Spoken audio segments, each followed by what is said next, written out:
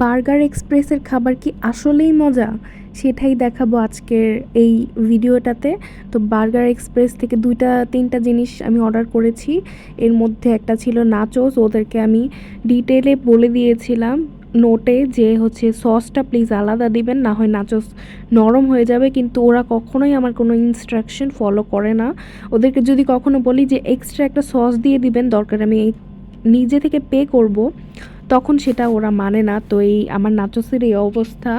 খেতে মজা হলেও নাচোসগুলো উপর থেকে যেগুলো ছিল সসে ডুবানো, ওগুলো একদম নরম হয়ে গিয়েছিল। আর এটা হচ্ছে একটা চিকেন আইটেম, ম্যাঙ্গো সস দিয়ে তৈরি করা একটা চিকেন, নামটা আমি ভুলে গেছি যেহেতু অনেক দিন আগে করা ভিডিওটা, তাই হচ্ছে ভুলে গিয়েছি। আর এই ৩ নাম্বার আইটেমটা হচ্ছে মিট বক্স। মিট বক্সটা এত পরিমাণ মজা ওদের।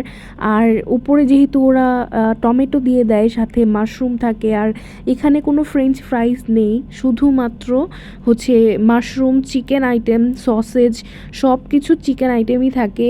খেতে এটা বেশ ভালো লাগে। যারা কিনা শুধুমাত্র চিকেন আইটেমের মিট বক্স খেতে চাও, ওদের জন্য এটা একদম পারফেক্ট হবে। এটা আমার কাছে খুবই ভালো লাগে। কিন্তু ডিসঅ্যাপয়েন্টিং ব্যাপারটা ছিল নাচোস নিয়ে। খেতে খুবই টেস্টি ছিল, বাট নরম হয়ে যাওয়ার কারণে ভালো লাগেনি। টাটা।